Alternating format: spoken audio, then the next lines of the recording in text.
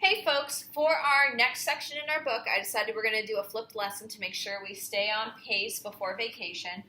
This is section 3-3 in your book, Linear Programming. These are the two examples that your book goes over, so feel free to look at that if you'd like to, but I really want to spend some time going over them.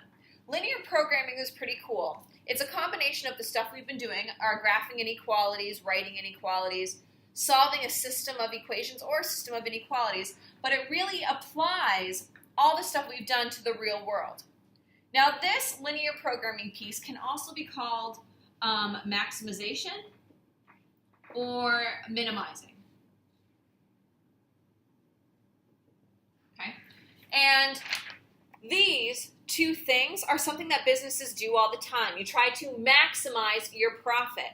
You try to minimize your spending. Okay? And both profit and spending have several things that influence them. Okay? The ways to maximize your profit, maybe you have to look at the cost of items, how much you sell, how much you're paying your coworkers. Each of those items could be outlined with an inequality. Okay? So, to maximize profits, you would develop your set of inequalities. You would graph them, see where all of them have a shaded region in common. Okay? A solution area. We're going to start calling this a feasible area, okay? Instead of just being a solution where two intersect. In this, we're going to have several, okay? More than two linear inequalities intersecting and overlapping, okay? So in order to figure out how to maximize and minimize, we're going to, like I said, do these two examples. It's pretty involved, but the first step every time is to graph whatever inequalities you're given or write them and then graph them. Now, in this first example, we're starting out with a hard one. We see that this inequality looks weird. It's an and statement, okay? We need to break that into something we can graph, and that can't be graphed on a coordinate grid. We can see it as two separate inequalities, one of them and the other one. The first one is the first half, 3, which is less than or equal to y, and a second inequality where we repeat our middle piece. Y is less than or equal to 6. So my advice to you would be rewrite them, okay, in a way that's going to make more sense. And when you see that, you should recognize, okay, I know what that's going to look like. There's no x, so it's going to be a horizontal line at 3. So here's 3 on my y. It's going to go across this way. It's going to be a solid line because it has an equal sign. Like with all inequalities, we need to also include shading. Either we're going to be shading above the line or below. Here, I know y has to be greater than 3 or equal to it, so I know I'm going to shade above. However, we can always test it by plugging in our origin, 0 for x and 0 for y. So if I plug that in, I get 3 is less than or equal to 0, which is false. That means this point is not in our shaded area. I shade above. Now I'm going to look at the line that is the other half of my and statement. Y is less than or equal to 6. I know that's going to be a horizontal line at 6, so here's 6. I'm going to be going across this way. However, it's going to be a solid line, so I might as well just draw it in this step. Y is going to be less than 6, so I know I'm going to be shading below. But I can, again, double check by plugging in my origin. 0 is less than or equal to 6. This is true. That means the origin has to be part of my shaded region. So looking at the purple line, I shade where the orange is. I mean, not the orange, the origin. I'm going to shade everything below. Okay? Up to this point, this region in the middle is double shaded, and you would say, oh, that's my solution area. I'm totally done. And that would be true if we only had two inequalities. However, we do have more inequalities. So when we graph the next one, we're not looking at where 2 overlap. We're going to be looking at where all 3 shaded regions overlap. So hopefully you didn't make that too dark.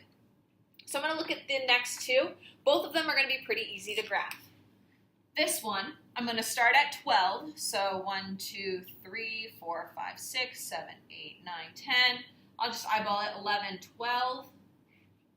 From there, I'm going to go up 3, 1, 2, 3, forwards 1, so it'd be over here. To do the opposite, I'm going to go down 3, backwards 1, and I'm going to continue that pattern. Okay? I look at my symbol. It's got an equal to underneath, so I'm going to connect them. If you're having problems reading the board here, folks, I know it's kind of tricky because it's being projected. Just take a look at your worksheet. If you don't have this sheet with you, okay, it is on my homework page. You can download it and print it. So now that I've graphed this line, I know it's solid. I'm going to look, do I shade where the origin is, this whole side? This would be where my graph triple overlaps. Or am I going to shade where 0, 0 is not, this side? Meaning this little section right here is where it triple overlaps and becomes my feasible area. Okay? So I'll plug in my 0 for y. 0 for x means that cancels. And I have 12. 0 is less than or equal to 12 is true. So I'm going to be shading where 0, 0 is this half. Now I don't have to shade the whole thing. I can just look at where it's going to be triple overlapped and shade there. So far this is the area I'd be looking at. But again, I am not done. I have a fourth equation, okay? Right there.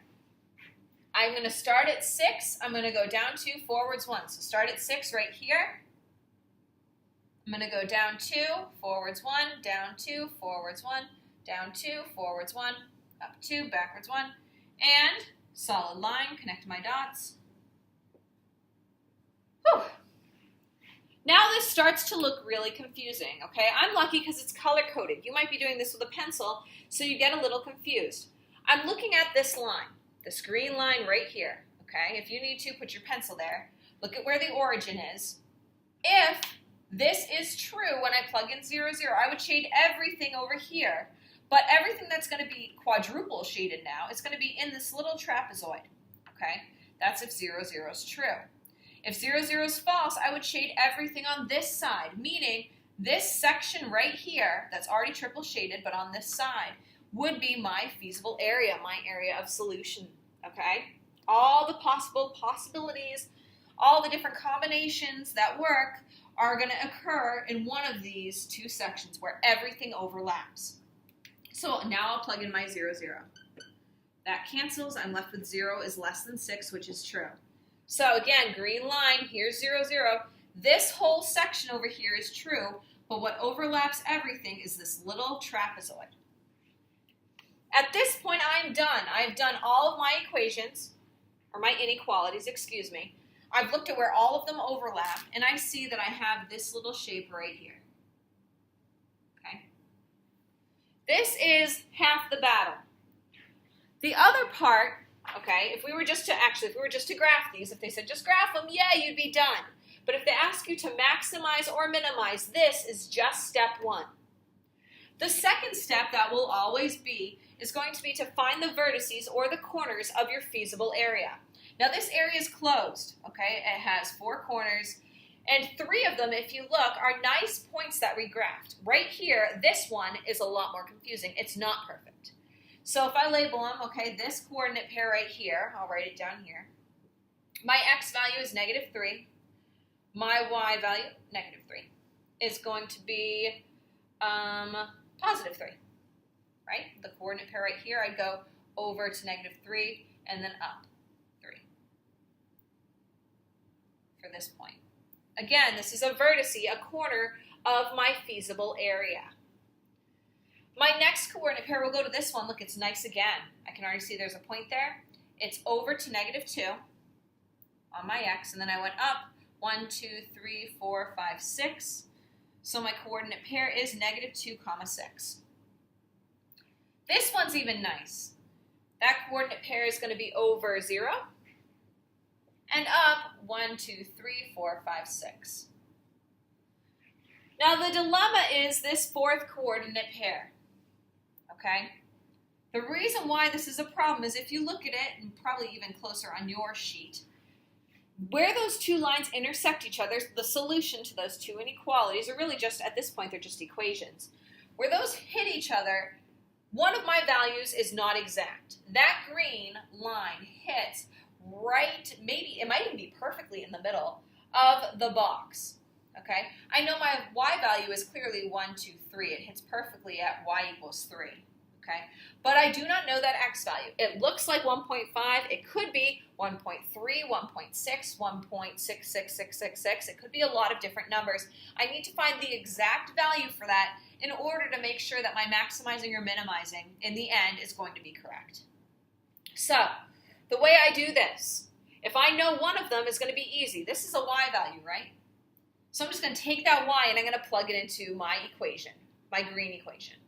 Because if I plug 3 into my blue one, well, that's just 3 is less than or equal to 3. That's not going to help me figure out what an x value would be, okay? I need to know the x value, so I want to use one that has x as a variable in the equation. If you didn't know either of those, if both of them looked like decimals, then look, I have a green line and a blue line, and I need to find out where they cross each other. I'd look at the one that I did in green, I'd look at the one that I did in, green and blue, and I would do elimination or substitution, okay, to figure out what the heck the values are going to be. That's the stuff we've just been doing, okay? We don't have to do elimination or substitution here. It's a little bit easier because only one of them is going to be a decimal. So I'm going to take this y value and I'm going to plug it in, again, to my green equation. So y, we said, has to be 6. Just kidding. It has to be 3. We know it's going to be 3. We do not know what our x is. We want to know what our x is when our y is 3. So I'm going to subtract 6. I'm left with negative 3 is less than or equal to negative 2x. Divide by negative 2, divide by negative 2. When I do that, I flip the sign, but really here it's not going to matter because I just want to know what my x value is. A negative over a negative is a positive 3/2, which is the same as 1.5. So my x value here would be 1.5. We need to know that exact decimal, okay? Please, please, please do not just guess. So, step 1, look at our inequalities, graph them all up. Look at where everything overlaps itself. Second thing we need to do, we need to find our feasible region and look at the vertices and list them. From this, we're going to start maximizing or minimizing depending on what the actual question asks us to do. So what you're going to need to do is flip your sheet over.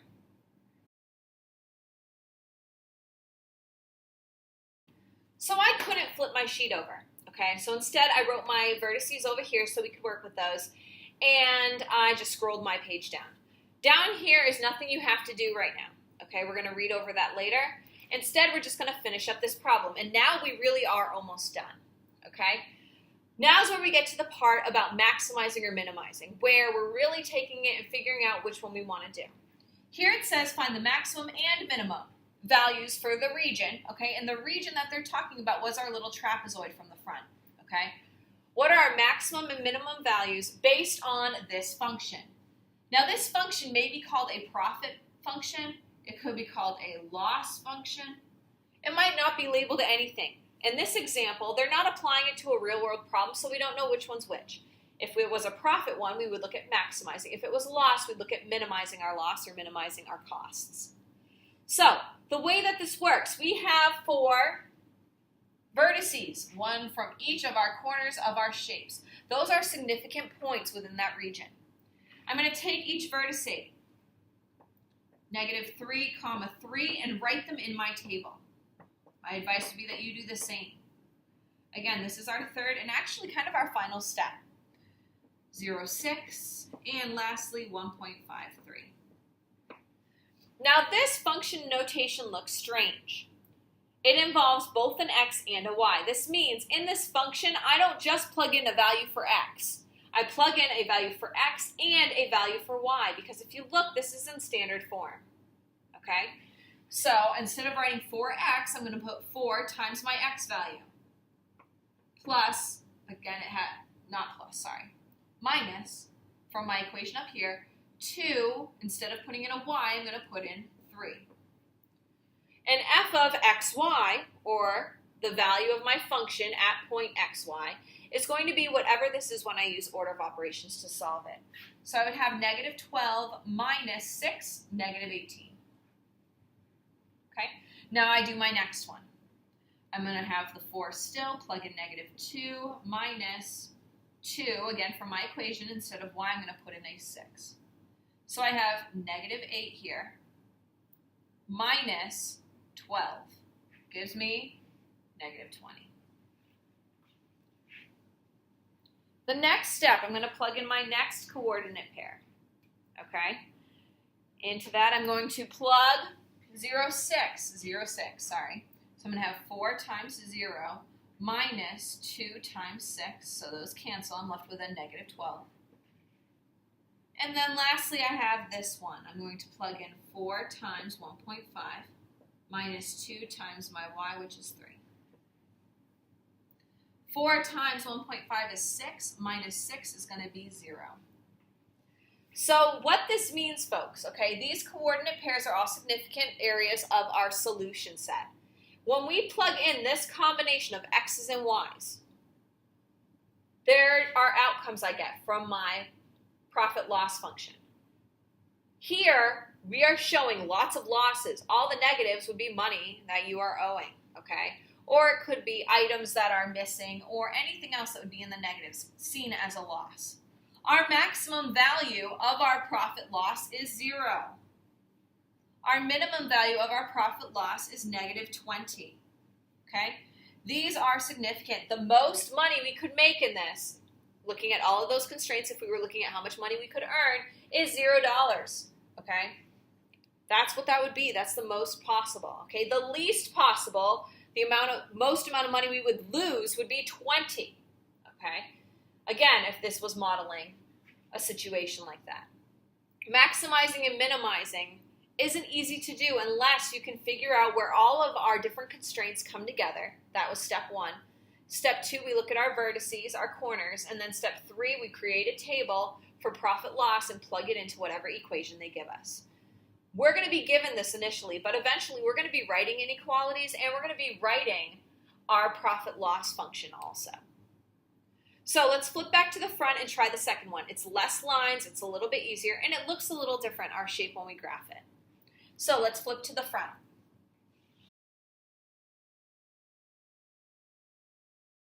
Looking at this equation, okay, I only have 3 lines, there's only 3 symbols. However, this first one needs to be rearranged before I can solve it, okay? It's not nice like the second 2. So I notice, in order to put it into slope-intercept form, that my y should be alone and positive. It's currently positive, so I'm not going to move it, but I need to get it alone. So I'm going to subtract 3x from each side. That's going to leave me with 2y, which is greater than or equal to negative 12 minus 3x. I'm going to divide by 2 to each piece. Now my y is alone. I divide it by a positive, so I don't have to worry about my sign. Y is going to be greater than or equal to negative 12 divided by 2 is negative 6. And then our slope is going to be negative 3/2. So this equation is equivalent to that. Okay, make sure you have that in your notes. We've worked at rearranging those. You guys are pretty good at it. Okay, so let's graph this one. I'm going to start at negative 6. 1, 2, 3, 4, 5, 6. Put a dot. From there, I'm going to go down 3, forwards 2, down 3, forwards 2, which means I'm going to go up 3, backwards 2, up 3, backwards 2. I look at my sign. It is a solid line. Now I have to do my shading. I'm going to plug in 0. I get 0 is greater than or equal to negative 6, because this whole chunk would cancel. Okay? 0 is greater than negative 6, so 0, 0 works. This is my shaded region. Now we have 3 lines, so we're going to have 3 shaded areas. My solution area is going to be where all 3 intersect. This one's not too bad. It would start up at, positive 12. Okay, now that's kind of a dilemma. It'd be starting way, way, way up here. Okay, but we can find our x-intercept and then use our slope from there. Now in the beginning of the year, we did go over finding x-intercept. We plug in 0 for y. So we'd have 0, and we would have 3x plus 12, so we'd subtract 12. We'd get negative 12 is less than or equal to 3x, divide by 3, divide by 3. We have negative 4 is going to be less than or equal to x, but again, this, even though it's an inequality sign, that's going to be my x-intercept. So it is going to intercept right here, okay? So from there, now that I have a point that I can actually use, I'm going to go up 3, forwards 1. And again, if I continue this up 3, forwards 1 over and over, it's going to get me to the 12. That's my y-intercept. But I don't care about up there. I'm only focusing on this. So I'll erase that out of our way. I'm going to go and continue this to fill up my grid. Down 3 over 1, down 3 more over 1. I look at my symbol. It's a connected line, so I'm going to connect it. Nice and solid. Now I'm going to look at my shading. Here is 0, 0. Here's my line. If 0, 0 is true, I double shade this area. If 0, 0 is false, I double shade this little triangle up here. Okay? Those are the two areas I would be concerned with right now. So I'm going to plug in that 0, and I'm going to get 0 is less than or equal to, that cancels, 12. Well, that's true. So 0, 0 is true right here. That means I'm going to shade this half of my graph. But again, I'm only concerned about where it overlaps, so I'm really only going to shade this part. Okay. This would be single shaded, but I want to really notice where it's double. Even more so than double shaded, I care about where it's going to be triple shaded because I have 3 separate inequalities. So this one's going to be easiest to graph. I'm going to start at -6. 1, 2, 3, 4, 5, 6. Oh, it's the exact same point as this one. It's going to be a nice intersection. This one was a nice intersection too. From there, I'm going to go up 3, forwards 1. Up 3, forwards 1. Up 3, 1, 2, 3, forwards 1. Okay? Down 3, backwards 1. I look at my sign, it is solid. Now, these two lines never cross each other, so that means it's going to be interesting. What we're going to have triple shaded is either going to be this little like open bucket or this whole half over here. Okay? So we're going to check by plugging in 0.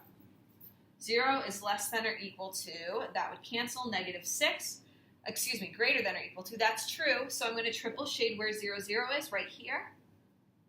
This chunk is going to be my shaded region. Now this solution zone, this little bucket here, okay, that's all that I am looking at.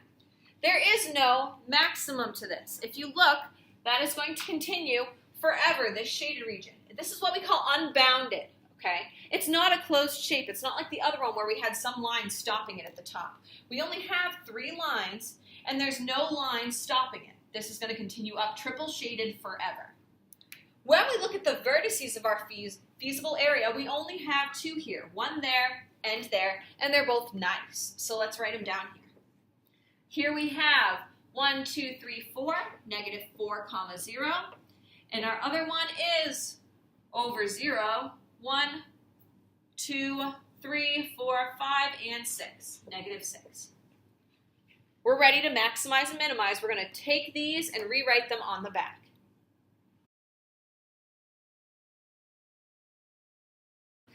Now that we're on the back side, I brought my 2 coordinate pairs over. I'm going to plug them into my x, y.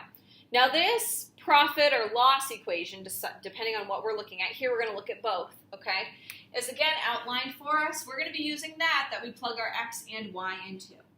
So we have -4, 0, and we have 0, -6. I'm going to plug in the -4 for my x and the 0 for my y. So I'll have 9, instead of x I put -4, minus, again from up here, 6 times 0.